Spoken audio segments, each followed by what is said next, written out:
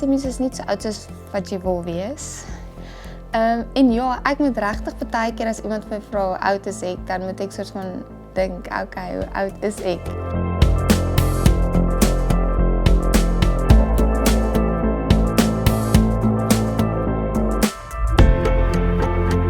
Wat vir my nog as ek terugdink, daar's baie goed. Een ding wat my uitstaan is, ek het aan 'n fiksheid kompetisie deelgeneem en ek is 'n introvert en toe vra die vrou by die gym vir my, "Maar wil ek begin klasse gee?" En ek sê, ek kan dit nie doen nie. Sy sê maar kom, ek sal jou help, dan kyk ons of jy dit kan doen nie.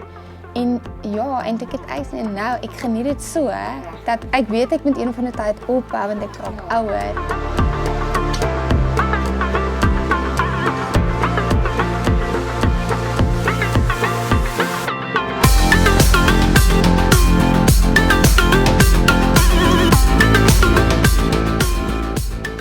Lipstick. Jou lippe en jou oë, ja, maar ek dink my lippe. As ek dink aan myself, baie keer loop ek sonder enige make-up. Veral oor 'n naweek dan hou ek daarvan om baie keer my vel te laat rus, maar ek sal altyd lipstick aan sit. Ek kan nie van spinnekoppe nie. Ek is bang vir spinnekoppe.